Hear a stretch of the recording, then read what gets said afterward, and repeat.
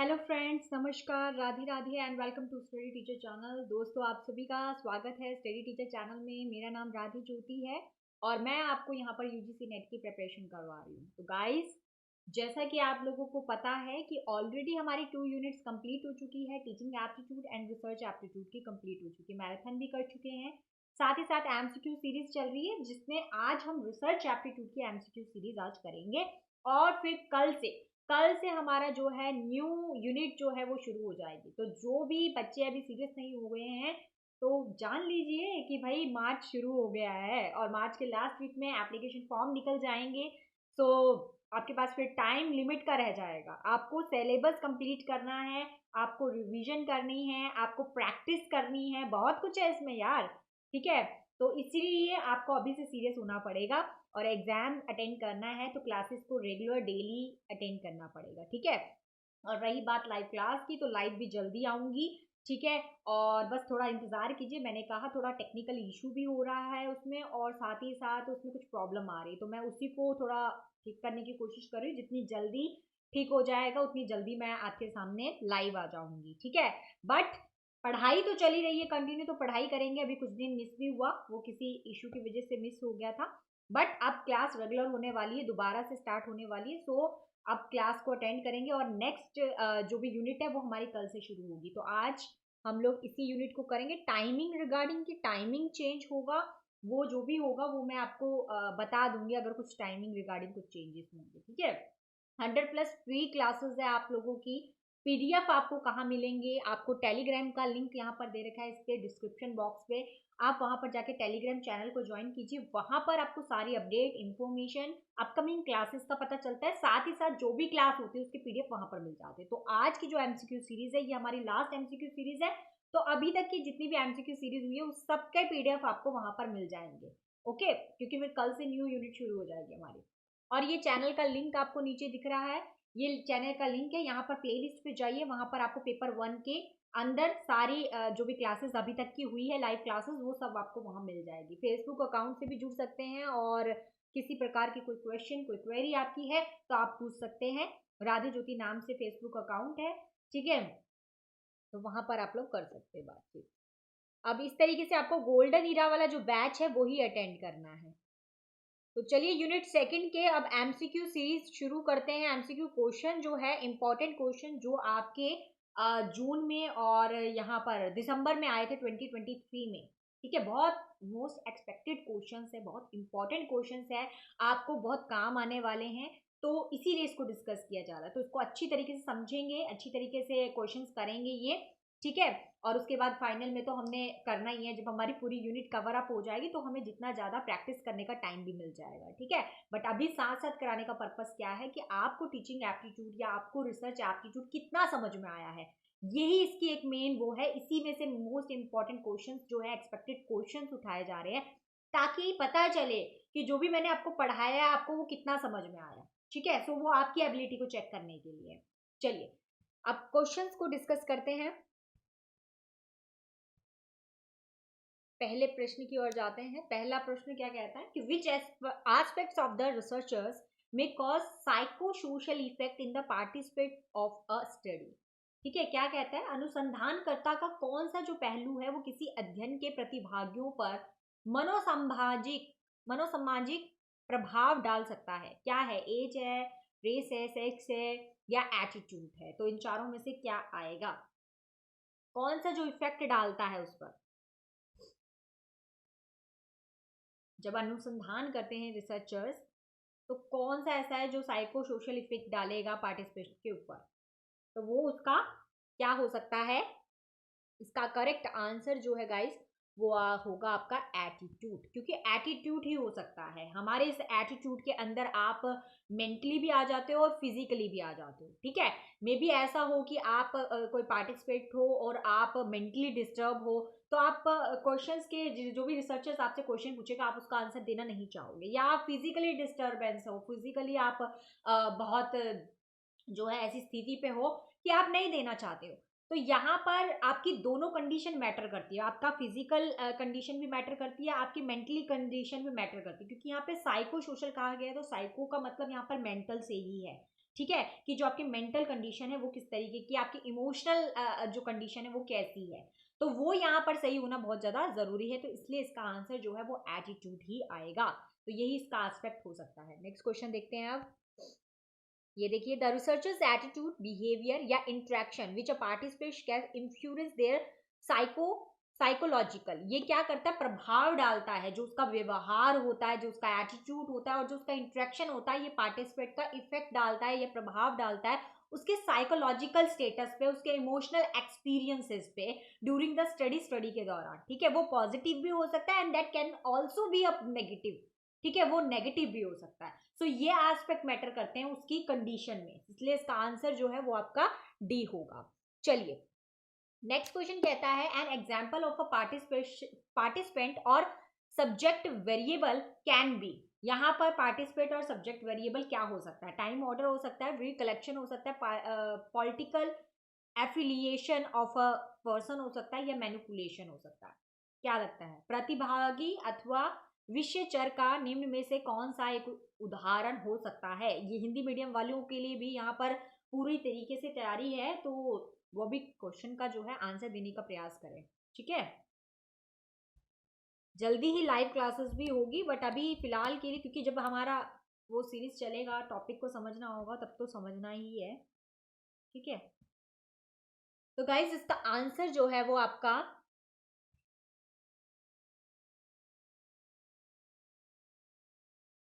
इसका आंसर देखिए, क्वेश्चन क्या बोला, एग्जाम्पल ऑफ पार्टिसिपेशन और सब्जेक्ट वेरिएबल कैन बी। यहाँ पर जब किसी कोई पार्टिसिपेट करता है या कोई सब्जेक्ट वेरिएबल होता है, तो यहाँ पर कौन होता है सब्जेक्ट वेरिएबल, कौन होता है। जैसे मान लीजिए कोई केस हो रहा है, या आपकी प्रॉब्लम क्या है, यहाँ पे सबसे पहले तो प्रॉब्लम पता होनी चाहिए। यस, सबसे पहले क्या पता होनी चाहिए, आपकी प्रॉब्लम क्या है। ठीक है, उस प्रॉब्लम में वो वेरिएबल क्या है, प्रॉब्लम में वेरिएबल कौन है, अब जिसके ऊपर ये सब किया जा रहा है वो कौन हो सकता है। मे बी वो विक्टिम हो सकता है जिसके ऊपर ये सब किया जा रहा है, या तो आप किसी ह्यूमन बीइंग के ऊपर करोगे, और या फिर आप किसके ऊपर करोगे, एनिमल्स के ऊपर करोगे। आप अपनी रिसर्च जो कर रहे हैं, या आप अपना एक्सपेरिमेंट जो करोगे, या किसी को वेरिएबल यहाँ पर लोगे, वो कोई ना कोई ह्यूमन बीइंग होगा या तो कोई एनिमल होगा, उसके ऊपर ही आप यहाँ पर करने वाले हो। तो यहाँ पर टाइम ऑर्डर नहीं हो सकता। रिकलेक्शन, आप रिकलेक्शन का काम थोड़ी ना कर रहे हो यहाँ पर। ठीक है, मैनिपुलेशन, आप कोई हेरा फेरी का काम थोड़ी ना यहाँ पे कर रहे हो, आपको यहाँ पे सब्जेक्ट वेरिएबल लेना। तो यहाँ पे सब्जेक्ट वेरिएबल क्या हो सकता है, political affiliation of a person. तो यहाँ पर कोई किसी व्यक्ति की राजनीतिक संबंधित हो सकता है। ठीक है, मतलब हम यहाँ पे किसी व्यक्ति को लेकर चल सकते हैं, या फिर किसी एनिमल्स या किसी को ऐसे चीजों के ऊपर ही हम एक्सपेरिमेंट कर सकते हैं, वही हमारे यहाँ पर वेरिएबल हो सकते हैं। कोई ऐसी चीज नहीं वेरिएबल हो सकती, ना टाइम हो सकता है, ना मैनिपुलेशन हो सकता है, ना रिकलेक्शन हो सकता है। तो ये इसका सी जो है वो करेक्ट आंसर होगा। यहाँ पे देख सकते हैं आप लोग, participative variable can be operational lies and a different individual characteristics. इसमें एक इंडिविजुअल कैरेक्टरिस्टिक्स होता है, दे में impact how the participant respond in the experiment. कैसे जो पार्टिसिपेट होता है वो रिस्पॉन्ड करता है यहाँ पे एक्सपेरिमेंट में। तो एक्सपेरिमेंट किसके ऊपर करेगा, या तो ह्यूमन बीइंग के ऊपर करेगा, या तो किसी एनिमल के ऊपर ही करेगा। तो यहाँ पर वो हर तरीके से उसको चेक करने की कोशिश करेगा, उसका लिटरेसी स्टेटस क्या है, उसकी एज क्या है, उसका मैरिटल स्टेटस क्या है, उसकी सोशल इकोनॉमिक कंडीशन क्या है, उसकी एज क्या है, उसका जेंडर क्या है, ये सब चीजें जानेगा, व्यक्ति का जानेगा ना, क्योंकि वही तो यहाँ पर वेरिएबल हो रहा है। सो वेरिएबल की बात की जा रही है, इसलिए इसका आंसर जो है सी करेक्ट होगा। आगे चलते हैं नेक्स्ट क्वेश्चन की तरफ। When a researchers revise the entire population in a section, जब कोई रिसर्चर, जब कोई अनुसंधान करने वाला जो शोध करता होता है, वो जब अपनी एंटायर पॉपुलेशन को सेक्शन में डिवाइड करता है, तो इट इज कॉल्ड, उसको क्या कहा जाता है, स्ट्रेटिफाइड सैम्पलिंग कहा जाता है, क्लस्टर सैम्पलिंग कहा जाता है, कन्वीनियंस सैम्पलिंग कहा जाता है, या सिस्टमैटिक सैम्पलिंग कहा जाता है। क्या होगा इसका आंसर, बताइए, करवा रखा है आपको, क्या हो सकता है बताइए। ध्यान से क्वेश्चन को पढ़ेंगे तो आपको समझ में आ जाएगा।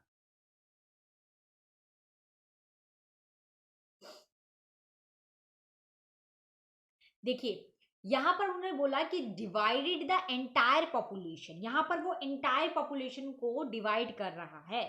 तो मतलब आपके पास टोटल पॉपुलेशन है, उस टोटल पॉपुलेशन को उन्होंने एंटायर पॉपुलेशन को डिवाइड कर दिया। ये 1 पार्ट में आ गया, ये 2 में आ गया, ये 3 में आ गया, ये 4 में आ गया, उसको डिवाइड कर दिया। अब उस एंटायर पॉपुलेशन को ले रहा है वो सेक्शन में, इट इज कॉल्ड, ऐसे को क्या कहा जाता है, तो ऐसे को क्लस्टर सैंपलिंग कहा जाता है। क्यों कहा जाता है क्लस्टर सैंपलिंग, तो मैं थोड़ा सा डिफरेंस आपको बताती हूँ, कि क्यों क्लस्टर सैंपलिंग है।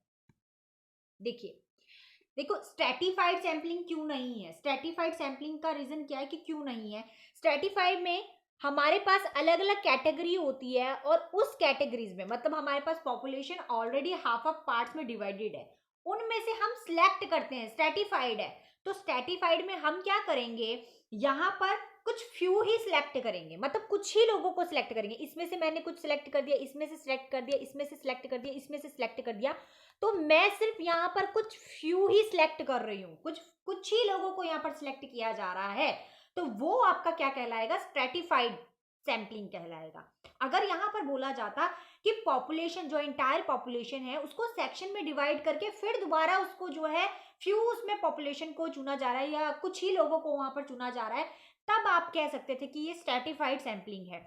लेकिन यहाँ पर पूछा जा रहा है कि एंटायर पॉपुलेशन को अगर सेक्शन में डिवाइड कर दिया जाए, एंटायर पॉपुलेशन को कैसे, मतलब यहाँ पर एंटायर पॉपुलेशन है और एंटायर पॉपुलेशन में आप पूरे ग्रुप को उठाते हो, इस पूरे ग्रुप को, ये भी ग्रुप था, ये ग्रुप 1 था, ये ग्रुप 2 था, ये ग्रुप 3 था, ये ग्रुप 4 था, आपने पूरे ग्रुप 2 को उठा दिया, तो ये आपकी एंटायर पॉपुलेशन होगी। पूरी पॉपुलेशन को एक बारी में उठा देना, किसी तरीके से आपने वहां पे फ्यू कुछ लोगों को नहीं उठाया, आपने पूरे ग्रुप को उठाया है एंटायर पॉपुलेशन में से सेक्शन करके, सो यहाँ पर वो आपकी क्लस्टर सैंपलिंग कहलाती है। कन्वीनियंस सैंपलिंग क्या होती है, जहां पर आप कन्वीनियंस करते हो, मतलब जिनको आपको लेना है, जिनसे आपने इंटरव्यू लेना है, आप सिर्फ उन्हीं को सिलेक्ट कर रहे हो, दैट इज कन्वीनियंस सैंपलिंग। ठीक है, जिनसे आप लेना चाहते हो, जिनसे आपकी इच्छा है लेने की। ठीक है, सिस्टमैटिक सैंपलिंग में आप सिस्टमैटिक तरीके से जो है चलते हो। ठीक है, कन्वीनियंस में आप जिनकी स्टडी करना चाहते हो, जैसे उत्तराखंड में मैं रह रही हूँ तो आप सिर्फ उत्तराखंड के लोगों की स्टडी करना चाहते हो, या यहाँ पे रहने वाले लोग कितने हैं, जनसंख्या कितनी है, पॉपुलेशन कितनी है, आप सिर्फ इनको स्टडी करना चाहते हो, दैट इज कन्वीनियंस सैंपलिंग। आप अपनी मर्जी के अकॉर्डिंग वहां पर उन लोगों को सेक्शन में लेना चाहते हो। सिस्टमैटिक सैंपलिंग में आप सिस्टमैटिक तरीके से सैंपलिंग यहाँ पर करते हो, ठीक है, क्रमबद्ध तरीके से।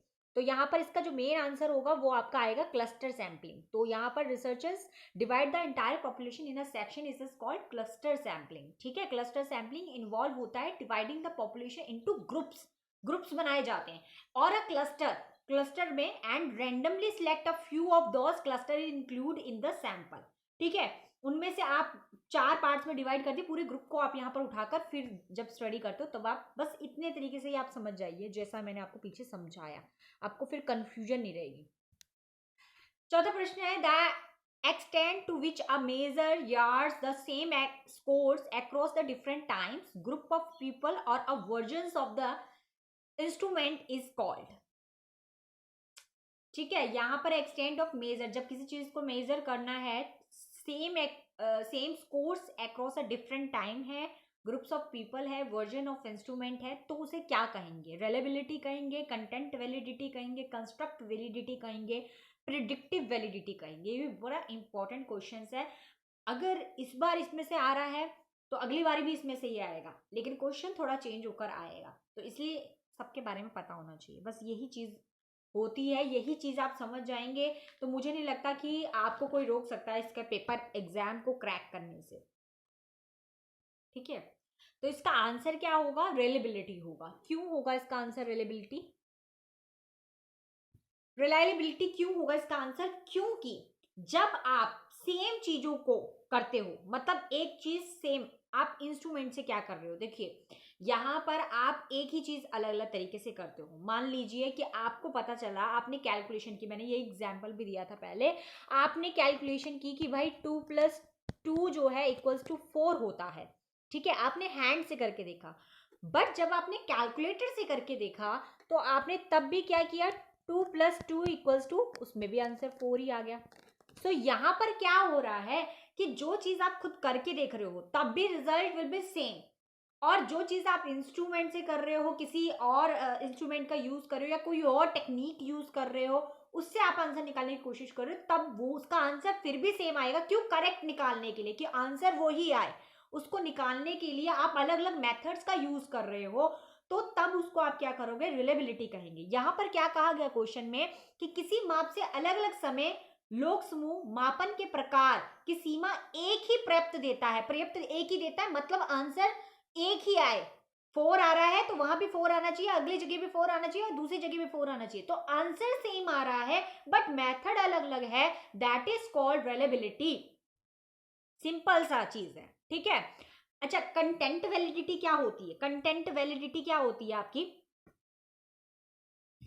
अलग अलग तरीके से, ठीक है। अच्छा, पहले तो वैलिडिटी पता होनी चाहिए आपको, वैलिडिटी क्या होती है, ठीक है, क्योंकि कंफ्यूजन किस में होता है, कंफ्यूजन इसी में होता है, रिलेबिलिटी और वैलिडिटी में ही कंफ्यूजन होता है। रिलेबिलिटी मैंने आपको बता दिया कि आप आंसर सेम निकालने के लिए अलग अलग मेथड यूज करो but answer will be same, ठीक है, वो रिलेबिलिटी होगा, बट मेथड, इंस्ट्रक्शन, इंस्ट्रूमेंट अलग अलग है, ठीक है। वैलिडिटी क्या होता है? वैलिडिटी होता है वैध होना चाहिए वो, ठीक है, वो सही भी होना चाहिए, वैध भी होना चाहिए। यहाँ पे that I suppose to do, जो मैं करना चाहती हूँ, यहाँ पर क्या करना चाहती हूँ, क्या सपोज कर रही हूँ यहाँ पे मैं चाहती हूँ कि मैं यहाँ पर सिर्फ और सिर्फ आप लोगों का जो है वेट ही देखूं, वेट ही चेक करूं। बहुत सारी चीजें हैं लेकिन मैं सिर्फ चाहती हूँ कि मैं वेट ही चेक करूं, तो यहाँ पर मैं हर किसी का वेट पूछूंगी कि भाई अमित का वेट क्या है, ठीक है, मैं पूछूंगी कि चलो रजनी का वेट क्या है, यहाँ पर इसका वेट क्या है, उसका वेट क्या है, सबके नाम लेकर मैं उनका वेट ही यहाँ पर चेक करूंगी और मुझे क्लियर है मैं सिर्फ यहाँ पे वेट ही चेक करने वाली हूँ, तो दैट इज वैलिडिटी। किसी एक पर्टिकुलर चीज के ऊपर स्टडी करना वैलिडिटी कहलाता है, एक चीज के ऊपर, ठीक है। आप उसके लिए अलग अलग मेथड नहीं यूज कर रहे, आप एक ही मेथड यूज कर रहे हो, एक ही टेक्निक्स यूज कर रहे हो और सबकी एज वहां पर चेक कर रहे हो, ठीक है। और रिलेबिलिटी में आप अलग अलग मेथड यूज करते हो बट आंसर्स आप सेम निकालना चाहते हो, ठीक है। अब यहाँ पर कंटेंट वैलिडिटी आ जाता है। कंटेंट वैलिडिटी जैसे फॉर एग्जांपल आप रिसर्च के बारे में पढ़ रहे हैं, तो आप रिसर्च के बारे में क्या जानोगे, क्या क्या समझोगे, रिसर्च से रिगार्डिंग क्वेश्चंस पूछोगे, क्योंकि कंटेंट वैलिडिटी है ना, कंटेंट ही तो देखोगे, उससे रिगार्डिंग आप क्वेश्चन पूछोगे, उसके रिगार्डिंग यूनिट्स में क्या क्या टॉपिक है उनको ही डिस्कस करोगे। आप रिसर्च से बाहर टीचिंग में तो नहीं चले जाओगे ना, रिसर्च की ही बात करोगे, रिसर्च के ही अंदर रहोगे, वही आपका क्या है, कंटेंट वैलिडिटी है, क्योंकि आप उसके अंदर ही रहोगे। और अगर आप उसके बाहर जाते हो तो वो वैध नहीं माना जाएगा, उसकी वैलिडिटी नहीं मानी जाएगी। तो आपको रिसर्च की पढ़ाई कर रहे हो तो रिसर्च के अंदर ही क्वेश्चन पूछने सही रहेंगे।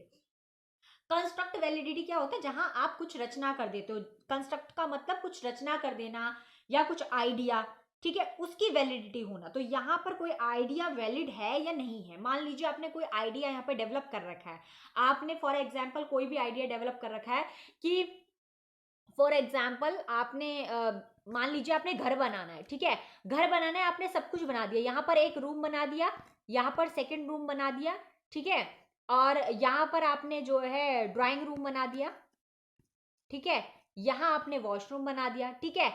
तो अब क्या ये वैलिड है, सही है, ये घर का जो नक्शा बना रखा है या घर में जो जो चीजें बना रखी है वो क्या सही है, नहीं सही है, ये वैलिड नहीं है। क्यों वैलिड नहीं है? कंस्ट्रक्ट वैलिड है, ये मैंने खुद बनाया ना, कंस्ट्रक्ट किया मैंने इसे, ठीक है, बट ये कंस्ट्रक्ट मैंने सही किया है कि नहीं किया है ये आप डिसाइड करोगे। तो ये कंस्ट्रक्ट मैंने सही किया, नहीं किया, क्यों? क्योंकि यहाँ पे किचन नहीं है, आप खाना खाना कहाँ बनाओगे, खाना कहाँ खाओगे, मतलब इस घर की प्रॉपर वैलिडिटी तब होगी जब इसमें सब कुछ होगा, रूम भी होगा, किचन भी होगा, बाथरूम भी होगा, सब कुछ जब इसमें होगा तब ये कंस्ट्रक्ट बिल्कुल सही वैलिड होगा। समझ आया? उसको कहोगे कंस्ट्रक्ट वैलिडिटी। प्रिडिक्टिव वैलिडिटी क्या होता है? प्रिडिक्टिव वैलिडिटी क्या कहता है कि जो रिसर्च है या हम जो रिसर्च यहाँ पर कर रहे हैं, क्या वो फ्यूचर में आप उसको प्रिडिक्ट कर सकते हो? क्या किसी चीज को आप प्रिडिक्ट करके पहले से ही भविष्यवाणी कर सकते हो, पहले ही बता सकते हो, प्रिडिक्ट कर सकते हो कि उसका फ्यूचर क्या होगा, ठीक है। तो यहां पर हाँ, कि हम यस कह सकते हैं कि ये जब भी हम किसी चीज की रिसर्च करते हैं या जब भी हम कोई अनुसंधान करते हैं तो हम अनुसंधान एक स्टैंडर्ड फॉर्म में करते हैं, और जब हम किसी चीज को एक स्टैंडर्ड फॉर्म में करते हैं तब हम उसकी प्रिडिक्टेड वैलिडिटी कर सकते हैं कि हाँ, हमने ये जो अनुसंधान किया है वो हमारा बिल्कुल करेक्ट है और आगे जाके कोई इसे ठुकरा नहीं सकता, क्योंकि ये हाइपोथेसिस मेरी थी, ये कॉन्सेप्ट मेरा था, मैंने लिटरेचर रिव्यू भी पढ़ा, मैंने रिपोर्ट रेडी की, मैंने न्यू कंट्रीब्यूशन किया, तो इसे कोई ठुकरा नहीं सकता, तो मैं इसको प्रिडिक्ट कर सकती हूँ, तो ये प्रिडिक्टिव वैलिडिटी होगा, ठीक है। तो इस तरीके से, बट इसका आंसर रिलेबिलिटी होगा, जो कि मैंने क्वेश्चन के हिसाब से आपको बता दिया और साथ साथ आपको बाकी भी समझा दिए। तो आई होप आपको यहाँ पर प्रॉब्लम नहीं आएगी, पढ़ लेंगे तो समझ में आ जाएगा, ठीक है। चलिए, यहाँ पे कुछ टू स्टेटमेंट दे रखी है। फर्स्ट स्टेटमेंट कहती है कि स्नोबॉल सैम्पलिंग जो है is a type of random sampling. क्या वो रैंडम सैम्पलिंग होती है? स्टेटमेंट सेकंड कहती है snowball sampling is helpful when the participant belongs to hard to reach group. तो क्या लगता है आपको, ये दो स्टेटमेंट में से कौन सी स्टेटमेंट सही है और किसकी एक्सप्लेनेशन भी सही है? एक्सप्लेनेशन कैसे देखते हैं, मैंने बताया था, बट लगा दीजिए, फिर सेंटेंस को जोड़ के पढ़िए, समझ में आ जाएगा कि वो स्टेटमेंट उससे जुड़ी हुई है या नहीं है। और बाकी आप स्टेटमेंट बता सकते हैं कि कौन सी स्टेटमेंट सही है और कौन सी नहीं।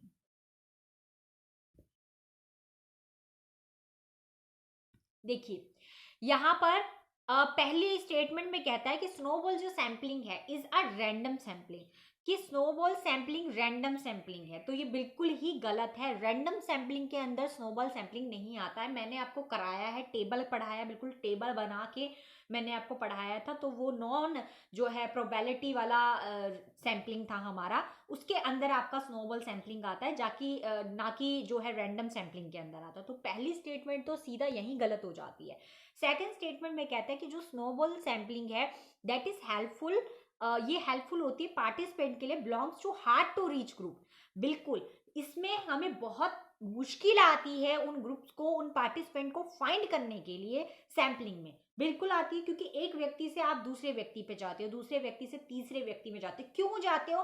क्योंकि आपको मुश्किल आती है। अगर मैं आपको कोई टॉपिक ऐसा दे दूं, ये स्नोबॉल सैम्पलिंग कब की जाती है? जब हमारे पास टॉपिक भी थोड़ा ऐसा होता है।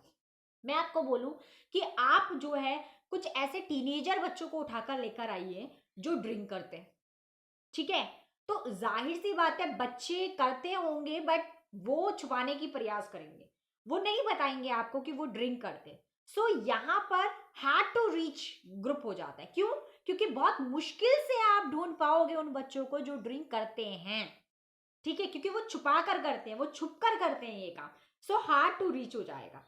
समझ आया? तो यहाँ पर स्नोबॉल सैम्पलिंग में बड़ा मुश्किल हो जाता है एक व्यक्ति से दूसरे व्यक्ति पे जाना, दूसरे व्यक्ति, फिर वो निकले ना निकले वो, ठीक है। तो यहाँ पर पार्टिसिपेशन ढूंढना जो है, पार्टिसिपेट को ढूंढना बड़ा मुश्किल हो जाता है, ठीक है। तो ये काम किसके अंदर होता है? स्नोबॉल सैम्पलिंग के अंदर होता है। तो बिल्कुल बात ये बिल्कुल सही बोली है, तो ये स्टेटमेंट बिल्कुल सही होगी। तो इनमें से कौन सी स्टेटमेंट हो सकती है?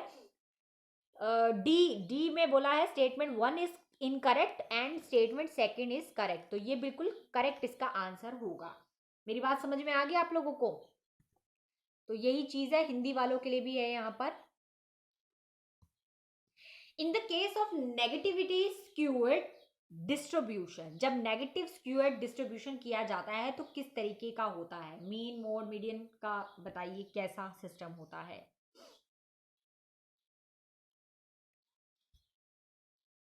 अच्छा, नेगेटिव पॉजिटिव का भी मुझे तो जो है आप लोगों को इसमें बताना पड़ेगा। देखिए स्क्यूड किस टाइप का, देखिए समझने की कोशिश कीजिए। इस तरीके का जो है, ये देखिए, ये है आपका, और यहाँ पे आपका आ जाएगा मीन, यहाँ आ जाएगा आपका मोड, और यहाँ आपका आ जाएगा मीडियन। मैं लिख नहीं पा रही ढंग से, ठीक है, बिना उसके, ठीक है। तो मीन, मैंने गलत लिख दिया है यहाँ पे, थोड़ा सा नक्शा मेरा गलत बन गया है, इसको दोबारा बनाना पड़ेगा। थोड़ा सा, इतनी ड्राइंग भी मेरी इतनी अच्छी नहीं है। अच्छा, ठीक है, तो यहाँ पर आ जाएगा आपका मीन, यहाँ पर आ जाएगा आपका मीडियन, मीडियन बीच में आता है, और फिर यहाँ आ जाएगा आपका मोड, ठीक है। तो जब इस तरीके का स्क्यू होगा, जहां पर क्या होगा, यहां से टेल इस तरीके से शुरू होगी आपकी, और ये आपका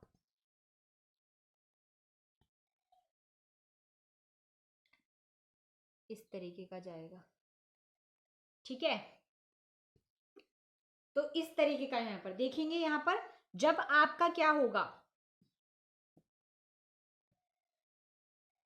जब आपकी टेल किस तरफ होगी, लेफ्ट साइड होगी। ये टेल है आपकी, और ये टेल आपकी जो पूंछ है, आपकी टेल है यहाँ पर, ये कहाँ होगी, जब लेफ्ट साइड होगी। पूंछ कहाँ होगी आपकी, टेल जब आपकी लेफ्ट साइड होगी, ठीक है, तो यहां पर आपका, जब टेल लेफ्ट साइड होगी तो यहां पर आपका स्क्यू डिस्ट्रीब्यूशन क्या हो जाएगा, नेगेटिव हो जाएगा। क्या हो जाएगा, नेगेटिव हो जाएगा, ठीक है। और जब बिल्कुल इसके ऑपोजिट लेकर चल जाओ, तो यहां पर ऐसे करके टेल आपकी इधर को हो जाएगी। मतलब जब टेल आपकी राइट हैंड साइड होगी, दिख रहा है आपको, मेरी पिक्चर की वजह से दिख नहीं रहा होगा शायद, तो जब टेल आपकी राइट हैंड साइड हो जाएगी तो आपका स्क्यूड क्या हो जाएगा, पॉजिटिव हो जाएगा। बाकी सब मीन मोड मीडियन वैसा ही रहेगा। समझ आया। तो टेल जब आपकी लेफ्ट साइड होगी तो वो ऑटोमेटिकली नेगेटिव स्क्यूड कहलाएगा, और टेल जब आपकी पॉजिटिव साइड होगी तो वो आपका जो है पॉजिटिव स्क्यूड कहलाएगा। तो इतना सा आपको ध्यान रखना है, बाकी आप समझ जाते। एक और वैसे इसमें होता है आपका सिमेट्रिकल सीरीज भी होती है। सिमेट्रिकल सीरीज में क्या होता है, जब बिल्कुल बराबर में आ जाएगा, जब बिल्कुल बराबर में आ जाएगा तो सब उसमें इक्वल हो जाते हैं। मीन, मीडियन और मोड जो है बीच में इक्वल का साइन आ जाता है, वो तीनों इक्वल हो जाते हैं, वो आपका सिमेट्रिकल सीरीज में आ जाता है। बाकी आपकी नेगेटिव पॉजिटिव यही है। तो यहां पर उन्होंने आपको बोला नेगेटिव स्क्यूड डिस्ट्रीब्यूशन में क्या होता है। तो नेगेटिव जो डिस्ट्रीब्यूशन होता है इसमें मीन, मीडियन और मोड जो है वो इस तरीके का होगा। तो ये इसका डी जो होगा वो आपका करेक्ट आंसर हो जाएगा, ठीक है। Mean is greater than median, median is greater than mode. तो ये आपका इस तरीके का हो जाएगा। आगे जाके आपको पॉजिटिव वाला क्वेश्चन भी आ सकता है, तो इसलिए ध्यान रखेंगे। Researchers while writing the manuscript, जब रिसर्चर्स जो है राइटिंग करता है, मैन्यूस्क्रिप्ट लिखता है, ऑफ्टन यूज द एब्रीवेशन, तब वो किसी एब्रीवेशन का यूज करता है। इस एब्रीवेशन का यूज करता है, इट मीन्स, इसका मतलब क्या है। मैंने आपको कराए थे ना रेफरेंस देने में, मैंने आपको करवाए थे कुछ चीजें, कुछ एब्रीवेशंस करवाई थी, वही एब्रीवेशन की बात करें। तो E T at A L, इसका मतलब क्या होता है, एक्स्ट्रा अल्टरनेट होता है, एंड अदर्स होता है, एट द एंड होता है, या एंड अल्टरनेटिवली होता है। तो सिंपल सी चीज है, इसका जो आंसर्स है वो क्या होगा, ठीक है। तो इसका आंसर जो है बच्चों वो अदर्स होगा। अदर्स होगा क्योंकि मैंने आपको दिखाया था वहां पर हमारे पास जब रिसर्चर्स में हम कहीं से रेफरेंस देते हैं किसी व्यक्ति को, तो मान लीजिए कि उस चीज के बारे में बहुत सारे लोगों ने लिखा हुआ है, ठीक है। मान लीजिए क्या कहते हैं, कोई भी 5-6 व्यक्ति हैं, उन्होंने लिखा हुआ है, ठीक है, सोहन, मोहन, रोहन, इस तरीके से लिखा हुआ है, ठीक है। तो क्या करोगे आप उस कंडीशन में, आप जब आपको रेफरेंस भी देना है, आपको प्लेस भी देनी है, आपने उनको डालना भी है, तो आप क्या करते हो कि आपने जो भी लिख दिया, आपने सोहन लिख दिया, तो सोहन लिखने के बाद आप क्या करोगे, यहाँ पर ई टी एट ऑल लिख दोगे। इसका मतलब क्या होगा, इसका मतलब होगा कि सोहन तो है ही है, लेकिन उनके साथ साथ और भी अदर्स ऑथर्स हैं, अदर राइटर्स हैं जिन्होंने इस बारे में लिखा हुआ है, ठीक है। तो रेफरेंस देने का ये तरीका भी एक जो है वो अपना सकते हो। तो यहाँ पर जब आप किसी की राइटिंग मैन्यूस्क्रिप्ट को लिखते हैं, वो कहीं से उठा के कोई चीज आपने ली है, या कोई थॉट लिया है, या कोई लाइन ली है, वो कई सारे राइटर्स, कई सारे ऑथर्स ने दिया है, तो आप एक ऑथर का लिखकर बाद में पीछे ईटी ऑल लिख सकते हो। उसका मतलब हो जाएगा कि और भी ऑथर्स ऐसे हैं जिन्होंने ये सब चीज या ये बात कही है। तो इसका आंसर बी हो जाएगा। चलिए, ठीक है, इसका यहाँ पर एब्रीवेशन दे रखी है। नेक्स्ट क्वेश्चन आ जाता है आपका 8th, identify the correct order of step in a research process. Research process के ऑर्डर में डालना है भैया इनको, तो उसको तो आप रट लीजिए। मैं कई बार आपको जो है बोल चुकी हूँ कि इसको रट लीजिए, ठीक है। अगर आपने रट लिया ना तो आपका ये सब करना बड़ा इजी हो जाएगा। क्या था रिसर्च का, क्या मतलब वो था, स्टेप क्या था, मैंने क्या बताया। सबसे पहले हम क्या करते हैं, प्रॉब्लम देखते हैं। प्रॉब्लम के बाद हम क्या करते हैं, लिटरेचर रिव्यू पढ़ते हैं। लिटरेचर रिव्यू पढ़ने के बाद हम हाइपोथेसिस क्रिएट करते हैं, डिज़ाइन बनाते हैं, फिर फिर क्या करते हैं, कलेक्शन करते हैं, एनालिसिस करते हैं, फिर रिसर्च करते हैं, ठीक है। आप इसी सीरीज में लगा दिए इसको, बिल्कुल आप सबसे पहले डिफाइनिंग, ठीक है, इसको सीरीज में लगा दीजिए। 3, 1, 2, 5, 4, बस 31254, तो ये आपका कौन सा आ जाएगा? सी आ जाएगा। बस यही उसका करेक्ट आंसर है। सिंपल चीज है। सबसे पहले रिसर्च का क्या प्रोसेस होता है? सबसे पहले प्रॉब्लम, हम प्रॉब्लम को देखते हैं, फिर उस प्रॉब्लम के रिगार्डिंग लिटरेचर रिव्यू पढ़ते हैं, फिर हाइपोथेसिस क्रिएट करते हैं, परिकल्पना बनाते हैं, फिर उसका एक डिजाइन रेडी करते हैं, फिर क्या करते हैं, डाटा को कलेक्ट करते हैं, फिर क्या करते हैं, उसका एनालिसिस करके जो चीज चाहिए रखते हैं, जो नहीं चाहिए उसको एडिटिंग करके हटा देते हैं, फिर क्या करते हैं, एक रिसर्च रिपोर्ट रेडी करते हैं, and that is all the steps of research process. Okay, तो बस इतनी सी चीज याद कर लीजिए, बहुत इजी है, इसमें ज्यादा टाइम ज्यादा वक्त आपका नहीं लगेगा। चलिए next question, suppose our researchers create a list of the names of everybody in a population of interest and select every 10th name in order to get a list of participants comprising the sample, and this type of sampling is called quota sampling, systematic sampling, simple random sampling या convenience sampling। तो कौन सी sampling करवाए कहलाएगी?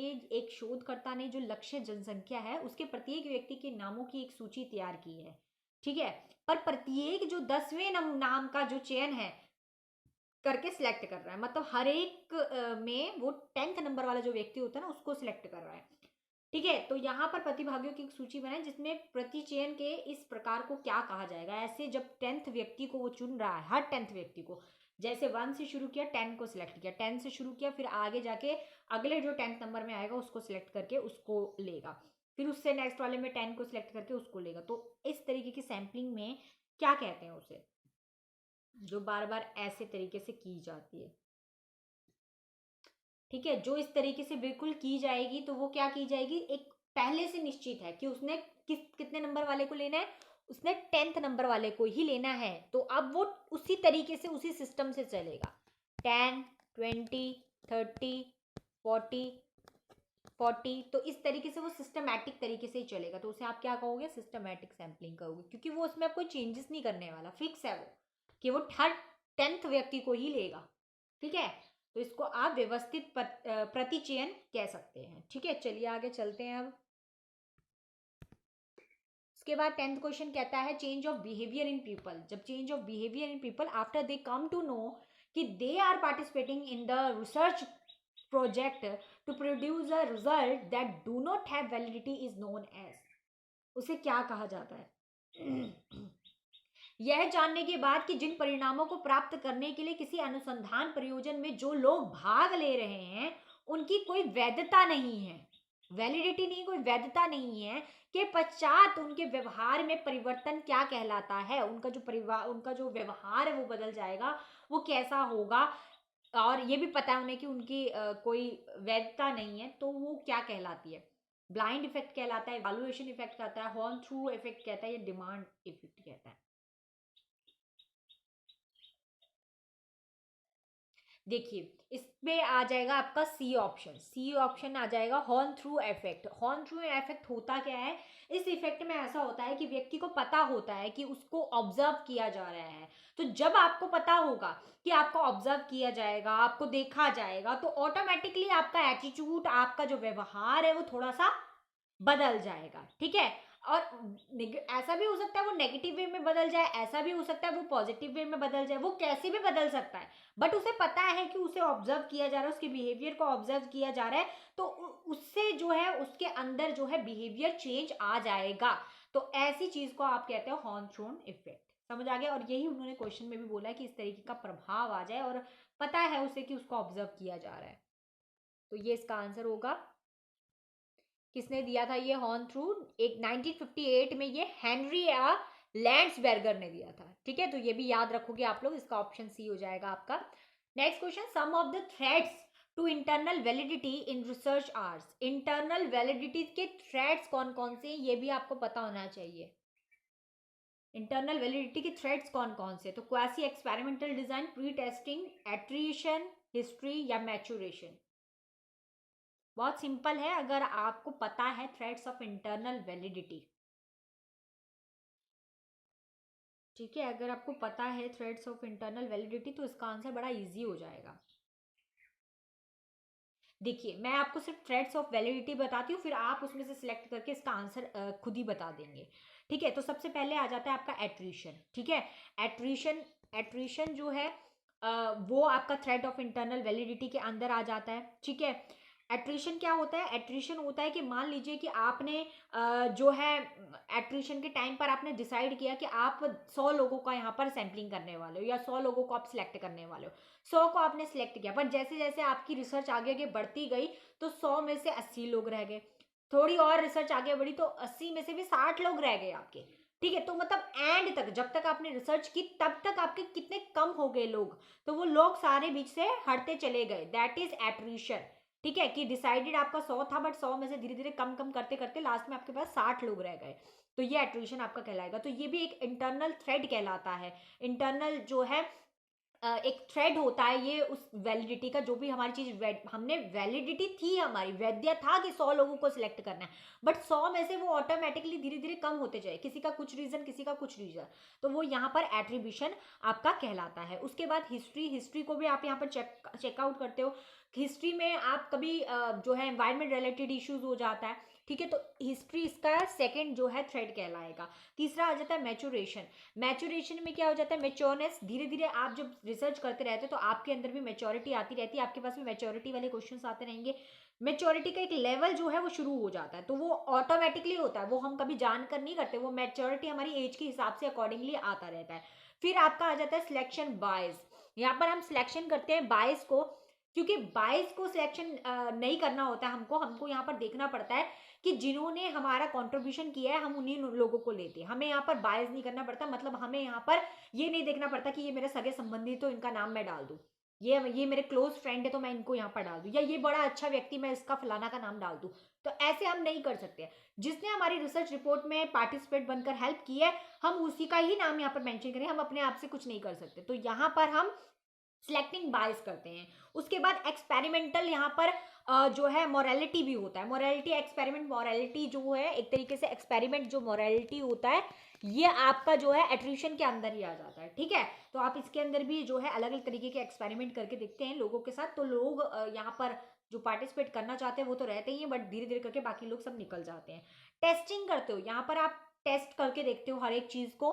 ठीक है, और यहाँ पर क्या करते हो, यहाँ पर आप इंस्ट्रूमेंटेशन भी करते हो।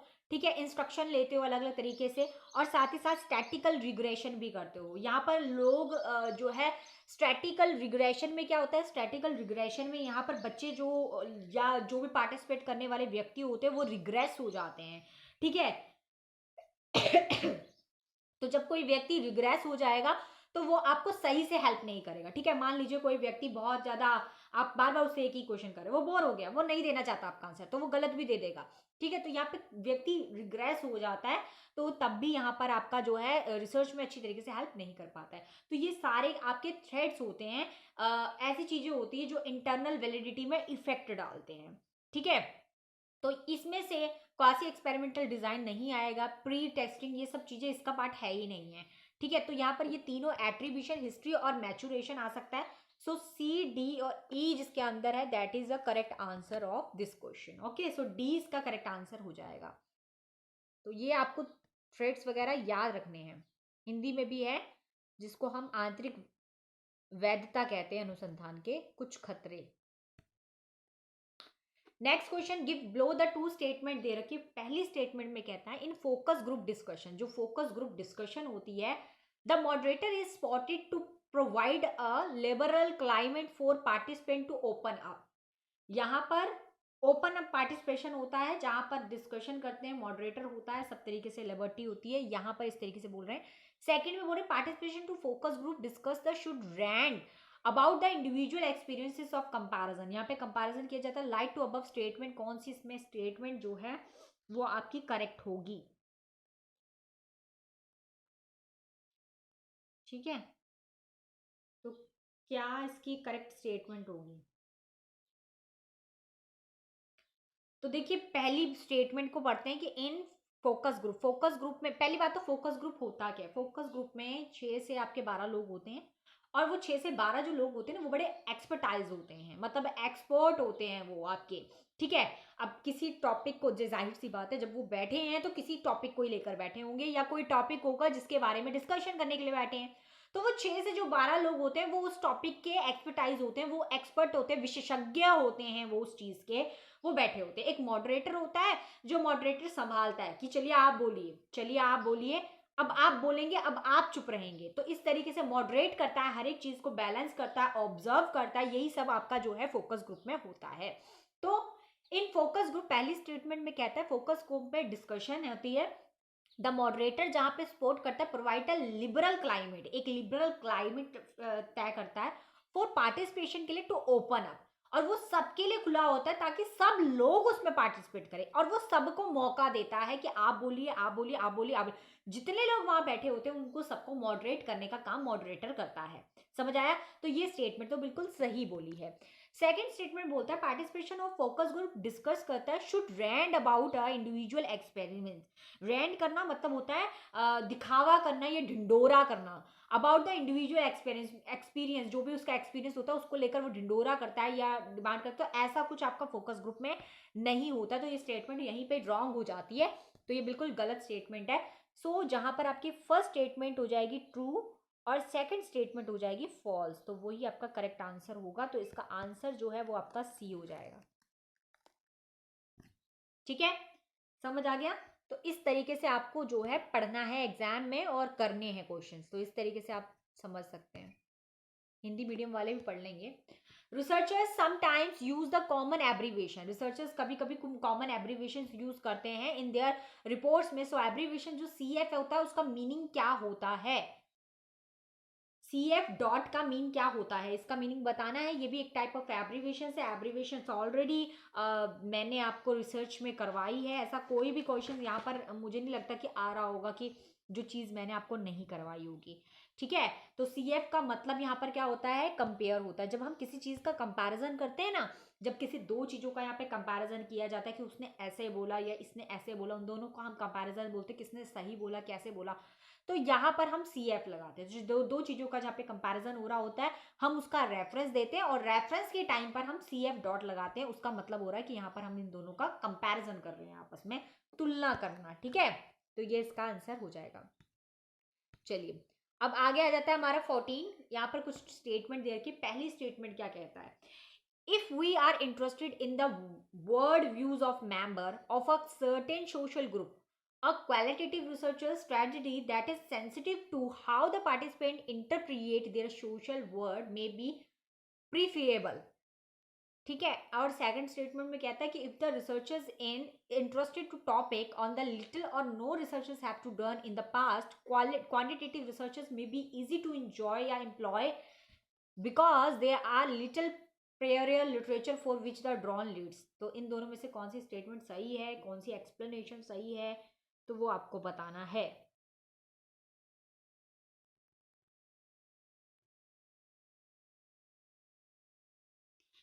देखिए सबसे पहली चीज क्या है, सबसे पहली चीज ये होनी चाहिए कि आपको पता होना चाहिए कि आप किस चीज के ऊपर रिसर्च कर रहे हैं। ठीक है, तभी तो आप ये डिसाइड करेंगे कि आपको क्वालिटेटिव रिसर्च करनी है या क्वांटिटेटिव रिसर्च करनी है। ठीक है, मान लीजिए कि आपको पता ही नहीं है, जब भी कहीं पर ऐसा क्वेश्चन आ जाए कि आपको पता ही नहीं है कि आपको रिसर्च किसके ऊपर करनी है, और क्वालिटेटिव रिसर्च करनी है या क्वांटिटेटिव रिसर्च करनी है। ठीक है, और आपको टॉपिक का नहीं पता, अचानक से आपको कोई टॉपिक मिल जाता है, आपको इसके ऊपर रिसर्च करनी है, तो आप हमेशा कौन सी रिसर्च करोगे? क्वांटिटेटिव रिसर्च तो एकदम से नहीं जाओगे ना, कौन सी रिसर्च करोगे? यहाँ पे क्वालिटेटिव रिसर्च करोगे, क्वालिटीज देखोगे, गुण देखोगे आप वहां पर उसके। ठीक है, गुणात्मक तरीके से आप वहां पर अनुसंधान करते हो। जब आपको ये नहीं पता होता कि आपने किस चीज के ऊपर रिसर्च करनी है, किस चीज के ऊपर अनुसंधान करना है। ठीक है, और जब आपको पता चल जाएगा कि हाँ भाई आपने इस चीज के ऊपर रिसर्च करनी, तो आप वहां पर दोनों पहलू भी कर सकते हो। क्योंकि जब हम क्वालिटेटिव रिसर्च करते हैं, मतलब जब हम गुणात्मक तरीके से रिसर्च कर रहे होते हैं किसी चीज की, तो हम क्या कर रहे होते हैं, खोज करते हैं। क्योंकि आपको नहीं पता कि प्रॉब्लम क्या है, आपको नहीं पता कि आपको अनुसंधान किसके ऊपर करना है, तो आप वहां पर खोज करोगे। ठीक है, तो वो आप क्वालिटेटिव से करोगे, खोजोगे, क्वालिटेटिव गुण देखने की कोशिश करोगे। लेकिन जब आपको पता है प्रॉब्लम क्या है और आपने किसके ऊपर रिसर्च करनी, तो आप क्वांटिटेटिव रिसर्च करोगे, मात्रात्मक तरीके से रिसर्च करोगे, जहां पर आप चीजों को प्रूफ करने की कोशिश करोगे। बस इतना सा डिफरेंस समझ लीजिए। ठीक है, क्वालिटेटिव में क्या है, क्वालिटेटिव में आप चीजों को खोजने का काम करते हो, डिस्कवर करने का काम कर रहे हो, और क्वांटिटेटिव में क्या करते हो, क्वांटिटेटिव में आप चीजों को प्रूफ करने का काम कर रहे हो क्योंकि आपको ऑलरेडी पता है। तो यहां पर फर्स्ट स्टेटमेंट में क्या है, ठीक है, फर्स्ट स्टेटमेंट क्या कहता है कि इफ वी आर इंटरेस्टेड, अगर हम इंटरेस्टेड है world views of members of the certain social group, किसी सोशल ग्रुप में, सो क्वालिटेटिव रिसर्च स्ट्रेटजी को अपनाएंगे that is sensitive to how the participate interpret, ताकि हम उस चीजों को व्याख्या कर सके। देयर सोशल वर्ड में बी प्रिफरेबल, आप उसके हर एक तरीके से उसको समझ पाओगे, सेट पाओगे, क्योंकि आपको नहीं पता कि आपका टॉपिक क्या है। तो ये स्टेटमेंट बिल्कुल करेक्ट हो जाएगी कि हम वहां पर क्वालिटेटिव मात्रात्मक तरीके से ही रिसर्च करेंगे, क्योंकि हमें चीजों को वहां पर डिस्कवर करना है। क्या करना है वहां पर, चीजों को हमें डिस्कवर करना है, ठीक है। और सेकंड स्टेटमेंट में कह रहा है कि if the researchers interested in the topic of a little और no researchers have to done to the past, उसे नहीं पता कि उसने पहले क्या किया है, तो वहां पे आप क्वांटिटेटिव रिसर्च करेंगे, may be too easy to employ because they are little prior literature, क्योंकि उससे थोड़े बहुत रिव्यू पढ़े हैं या लिटरेचर पढ़े हैं, ड्रॉन्स को देखकर हुए वो कर रहा है एक्सपेरिमेंट, तो ऐसा कुछ नहीं हो सकता। वहां पर आप एकदम से क्वांटिटेटिव रिसर्च में नहीं जा सकते। जब आपको प्रॉब्लम ना पता हो, जब आपके आपके पास उस चीज की जानकारी ना हो, तब आप कौन से तरीके को अपनाओगे, ऑब्वियस है कि आप क्वालिटेटिव अपनाओगे, क्योंकि आप गुणात्मक तरीके में डिस्कवर करोगे। पहले तो चीजों को जानने का प्रयास, कोविड के बारे में आपको पता नहीं है, आप क्वांटिटेटिव रिसर्च कैसे कर दोगे?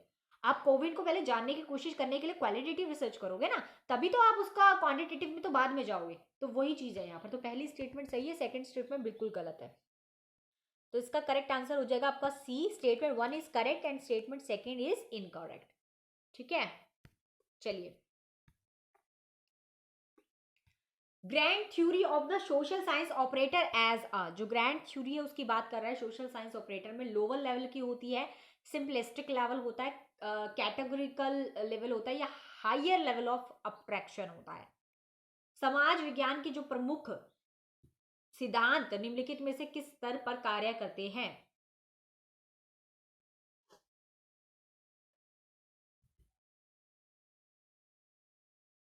देखिए, ग्रैंड थ्योरी किस पे काम करेगी, कोई ग्रैंड थ्योरी है तो वो किस पे काम करेगी? थ्योरी का मतलब क्या होता है, थ्योरी का मतलब मैंने क्या समझाया आपको, थ्योरी और जनरलाइजेशन में कोई फर्क नहीं है, ठीक है। तो ग्रैंड थ्योरी है तो वो किस पे काम करेगी, कोई भी ग्रैंड थ्योरी होती है वो एक माइक्रो लेवल ऑफ स्टडी होती है। क्या होती है? माइक्रो लेवल ऑफ स्टडी होती है। उस माइक्रो लेवल ऑफ स्टडी में हम हर एक चीज को समझने का प्रयास करते हैं, हर एक चीज को जो है बिल्कुल करते हैं, मतलब कोई तरीका जिसमें आपको एक थ्योरी है, एक हाइपोथेसिस आपके पास है, आप उस थ्योरी को क्या कर रहे हो यहाँ पर, आप उसको समझने का प्रयास करोगे, एक माइक्रो लेवल थ्योरी करोगे, थोड़े थोड़ी चीजों को समझने का प्रयास करोगे, फिर आप समझकर एक न्यू जनरलाइजेशन करते हो। तो जहां पर न्यू जनरलाइजेशन करते हो, इस तरीके का प्रोसेस करते हो, वो आपका हायर लेवल ऑफ ऑब्स्ट्रैक्शन होता है, ठीक है। हायर लेवल ऑफ ऑब्स्ट्रैक्शन होता है जहां पर आप माइक्रो लेवल पे स्टडी करते हो, ठीक है, सोशल साइंस की माइक्रो लेवल में। तो ग्रैंड थ्योरी में आप माइक्रो लेवल ऑफ स्टडी करते हो, और माइक्रो लेवल स्टडी जहां पर आप बहुत सारे लोगों की स्टडी कर रहे हो, एक ही लेवल पर कर रहे हो, तो वहां पर आप हायर लेवल ऑफ ऑब्स्ट्रैक्शन होते हैं, और वहां पर आप एक न्यू जनरलाइजेशन कर देते हो, ठीक है। तो यहां पर यही इसका करेक्ट है।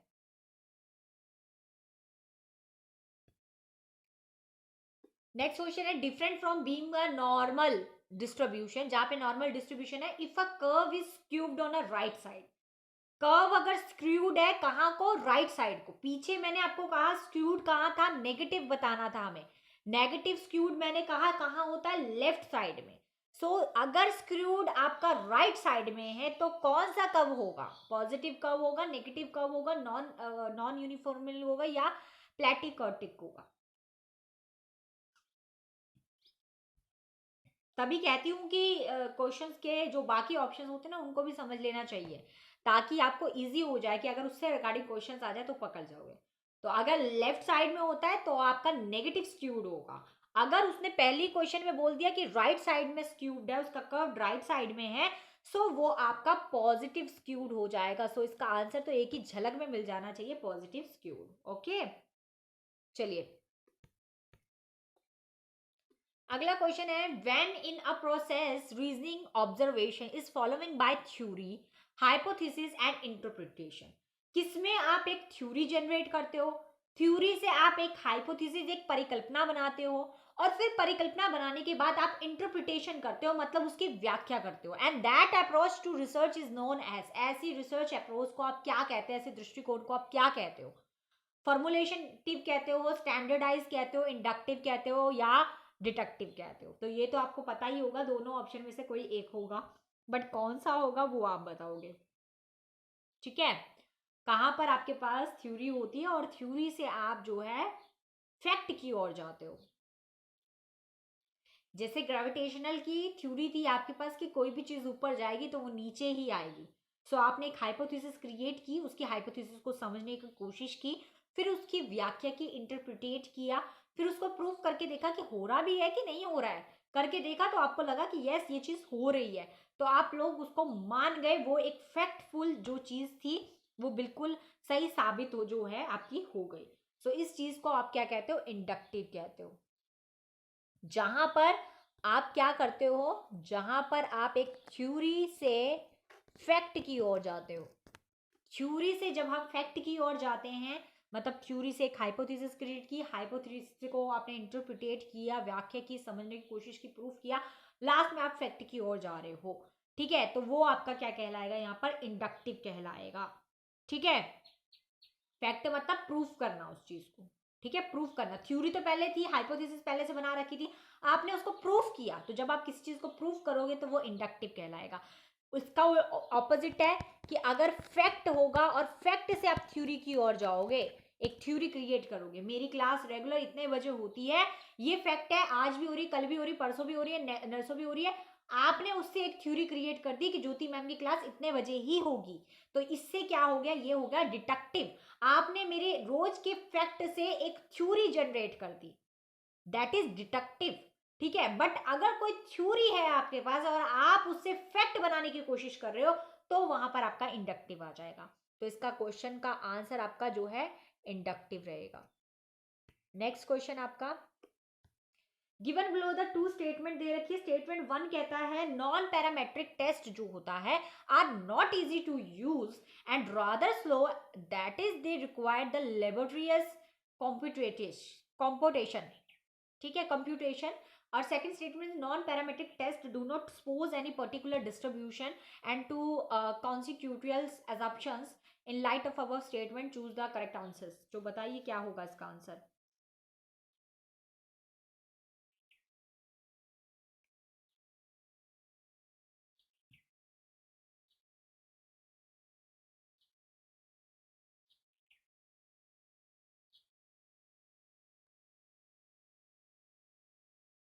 देखिए सिंपल सी बात है, नॉन पैरामेट्रिक जो है आपकी जो सैम्पलिंग होती है, नॉन पैरामेट्रिक जो आपकी रिसर्च होती है, वो किस तरीके की होती है? ठीक है, नॉन पैरामेट्रिक में आपको पता नहीं होता कि आपको कितनी पॉपुलेशन का यहाँ पर आपने स्टडी करनी है। ठीक है, तो यहाँ पर आप जो है सैंपल की ही स्टडी कर देते हो, मतलब यहाँ पर आपको एंटायर पॉपुलेशन जो होती है उसकी जानकारी नहीं होती कि पॉपुलेशन कितनी है, पॉपुलेशन है भी है कि नहीं, उनकी जानकारी आपको नहीं होती है यहाँ पर। तो आप सैम्पलिंग से ही यहाँ पर जो है सैम्पलिंग के ऊपर आप क्या कर देते हो? रिसर्च कर देते हो, that is non parametric. Parametric में आपके पास पॉपुलेशन पता होती है, आप पॉपुलेशन का डिस्ट्रीब्यूशन करते हो, आप पॉपुलेशन को डिस्ट्रीब्यूशन करने के तरीके से वहां पर आप हर एक तरीके से स्टडी करते हो।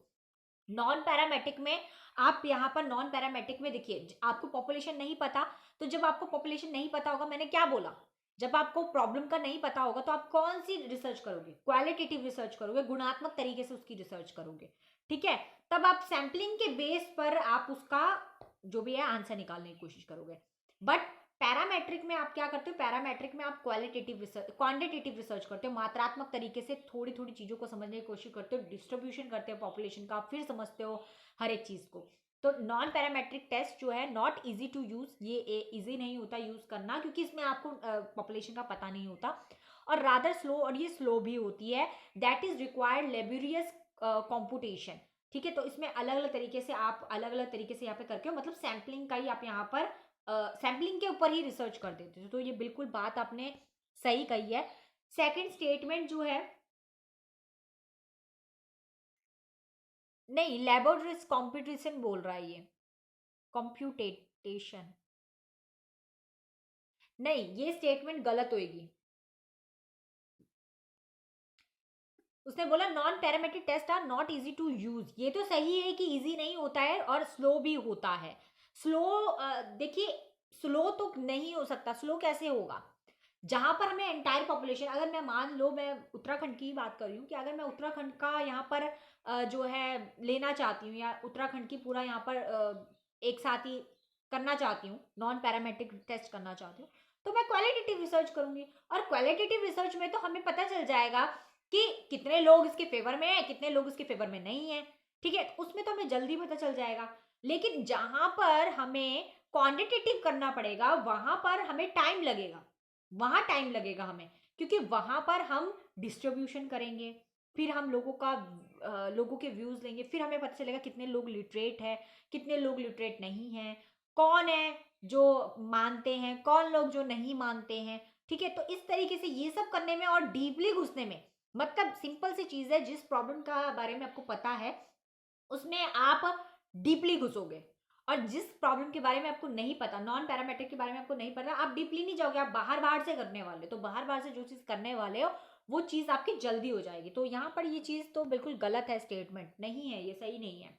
सेकंड स्टेटमेंट में non parametric test do not suppose any particular distribution, यहाँ पर किसी प्रकार का डिस्ट्रीब्यूशन तो नहीं होता है, बट कॉन्स्टिट्यूशनल अजप्शंस होते हैं, या कॉन्स्टिट्यूशनल अजप्शंस हो सकते हैं। यहाँ पर हम कुछ तरीके से अश्योर कर सकते हैं चीजों को, कुछ चीजें कुछ अज्यूम कर सकते हैं चीजों को, क्योंकि हमें श्योरिटी नहीं होती। तो हम किसी भी सैंपल के बेस पर हम रिसर्च कर सकते हैं, कोई सैम्पलिंग बनाकर कि हाँ मेरा अनुमान है कि 50 से 60% लोग जो होंगे वो 50 से 60% लोग जो होंगे वो क्या होंगे, अनएम्प्लॉयड होंगे।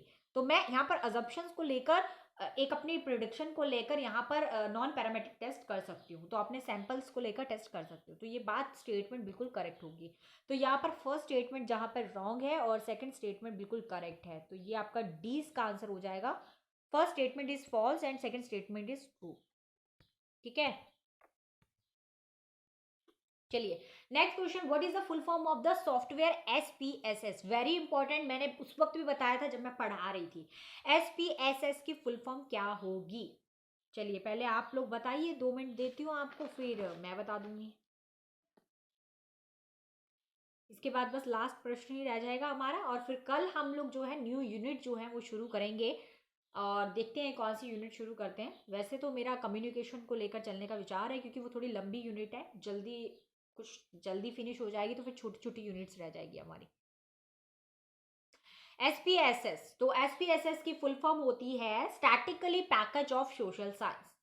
ठीक है, statically package of social science. ठीक है, तो ये पूरी तरीके से क्या करता है, एनालिसिस क्वांटिटेटिव तरीके से ये पूरी करता है। इसमें हम अलग अलग तरीके से यूज करते हैं, और अपने जो भी हमारा अनुसंधान होता है, ये जो रिसर्च होती है उसमें काफ़ी हेल्प करता है। ठीक है, अलग अलग तरीके से मैंने पढ़ाया हुआ था, इसमें सारा कुछ आपको वही सारा कुछ यहाँ पर आ जाएगा। हम हर एक चीज़ इसके अंदर कर सकते हैं। SPS के अलग अलग सॉफ्टवेयर है, उन सॉफ्टवेयर के थ्रू हम जो वर्ड है या जो प्रेजेंटेशन वाला है या किसी, तो उसके थ्रू हम अपनी प्रेजेंटेशन को या अपनी रिसर्च रिपोर्ट को और ज़्यादा ईजी और टाइम मैनेजमेंट वाला, क्योंकि टाइम भी उसमें बहुत कम कम हो जाता है हमारा, बच जाता है टाइम लिखने लिखने में। उसमें हम चार्ट वगैरह, पाई चार्ट वगैरह ये सब चीज़ें बना सकते हैं, तो इससे हमारा काम ईजी हो जाता है और अट्रैक्टिव भी रहता है और अच्छा भी रहता है। तो ये सारा का सारा हमारे सॉफ्टवेयर के जरिए होता है, जो कि सॉफ्टवेयर हमारा statistical package for social science है। ठीक है, लास्ट प्रश्न है हमारा, which of the following is the correct format of the citing a journal article of APA style. देखिए हमारे पास 2 प्रकार के स्टाइल मैंने आपको पढ़ाए थे, जब हम किसी व्यक्ति को रेफरेंस देते हैं, है ना, किसी व्यक्ति का हमने एक थॉट उठाया या किसी व्यक्ति की हमने कोई थ्योरी उठाई या कुछ भी हमने उसकी पुस्तक से उठाया, उसकी बुक से उठाया, उसकी रिसर्च रिपोर्ट से उठाया, वो उसकी मेहनत थी। तो वहां से हमने जब किसी की लिटरेचर रिव्यू पढ़कर अपनी रिसर्च रिपोर्ट में डालने वाले, तो जाहिर सी बात है हमें उसको रेफरेंस देना पड़ेगा, हमें उसको एक प्लेस देनी पड़ेगी, हमें उसको मेंशन करना पड़ेगा। तो हम उस व्यक्ति को जब मेंशन करते हैं तो हमारा एक फॉर्मेट होता है, एक तरीका होता है मेंशन करने का। तो APA स्टाइल, एक APA स्टाइल में रेफरेंस किया जाता है और एक MLA स्टाइल में रेफरेंस किया जाता है। ठीक है, तो ये दोनों स्टाइल होते हैं, हमारे रेफरेंस करने के तरीके होते हैं। तो यहाँ पर कौन सा तरीका होता है जो हमारा APA स्टाइल के अंदर आता है, तो ये भी बिल्कुल आपको सीक्वेंस पता होने चाहिए, MLA का भी और APA का भी। ठीक है, ताकि क्वेश्चन अगर किसी से भी रिगार्डिंग आए तो आप कर लो। ये दो ही तरीके, दो ही स्टाइल है, दो ही फॉर्मेट है आपके रेफरेंस के, ठीक है। तो चलिए इसका आंसर मैं बता देती हूँ। सबसे पहले आ जाता है आपका लास्ट नेम। तो सबसे पहले आपका क्या आएगा यहाँ पर, लास्ट नेम आएगा सबसे पहले। आप लास्ट वाला नेम पढ़ेंगे, जैसे कि मेरा नाम है राधे ज्योति, तो मेरा नाम है राधे ज्योति, तो सबसे पहले क्या आ जाएगा, ज्योति आ जाएगा, ठीक है। और फिर फर्स्ट नेम, जो फर्स्ट नेम है उसका सिर्फ फर्स्ट लेटर आता है यहाँ पे, फर्स्ट इनिशियल आएगा। तो फर्स्ट राधे है, राधे ज्योति है, तो राधे का आर आएगा ओनली, ठीक है, कॉमा करके आर आ गया। फिर यहाँ पर ईयर भी आ जाता है, तो ईयर डाल लोगे आप कौन से ईयर में है। अभी तो 2024 चल रहा है, बट इस तरीके से जो भी उस राइटर का ईयर होगा जहां से आपने कोई चीज उठाई है उसका ईयर डालोगे। फिर टाइटल ऑफ आर्टिकल, आर्टिकल का टाइटल डालोगे क्या है, कुछ भी आर्टिकल का टाइटल हो सकता है उसकी पुस्तक में। टाइटल ऑफ जर्नल क्या है, ठीक है। वॉल्यूम नंबर, वॉल्यूम नंबर डालोगे। एक इशू नंबर मिलता है, वो नंबर भी आप वहां पर मेंशन करोगे। और पेज रेंज, पेज की रेंज, किस पेज के नंबर से उठाया है आपने, वो आप पेज की रेंज भी यहाँ पर डालोगे, ठीक है। 25 से 40 के बीच में है या कहीं पे है, जो भी आपकी है, ठीक है। तो इस तरीके से आप मेंशन करोगे, तो इसका करेक्ट आंसर जो है वो आपका ए ही हो जाएगा, जो कि एपीएस स्टाइल है। पहले लास्ट नेम, फिर इनिशियल का फर्स्ट, फिर ईयर, फिर टाइटल ऑफ आर्टिकल, फिर आपका title of journal, volume number, issue number and page range. तो यही इसका सही फॉर्मेट है, ठीक है। बाकियों में देखिए कहीं भी नहीं है ईयर कहाँ लिखा हुआ है, तो बिल्कुल याद रखना आप कि बिल्कुल इनिशियल, जो फर्स्ट इनिशियल होगा उसके बाद ही ईयर आ जाएगा आपका। तो ये इसका करेक्ट आंसर आ जाएगा, ठीक है। तो आई होप आपको क्लासेस जो है अच्छी लगी होगी और समझ में आ गए होंगे। बहुत एक्सपेक्टेड, मोस्ट एक्सपेक्टेड क्वेश्चंस थे जो मैंने आज की क्लास में आप लोगों के साथ डिस्कस किए। और अब हम न्यू यूनिट जो है शुरू करने जा रहे हैं, तो न्यू यूनिट अब कल से आपकी शुरू हो जाएगी। और जो भी अभी सीरियस नहीं हुए भाई, मार्च चल रहा है, सीरियस हो जाइए। अब इससे ज़्यादा तो मैं आपको क्या ही बोल सकती हूँ। बाकी देखो, अगर आपको है भाई एग्जाम क्रैक करना है तो पढ़ना शुरू कर दीजिए। बाकी मैं तो यहाँ से मोटिवेट ही कर सकती हूँ आप लोगों को।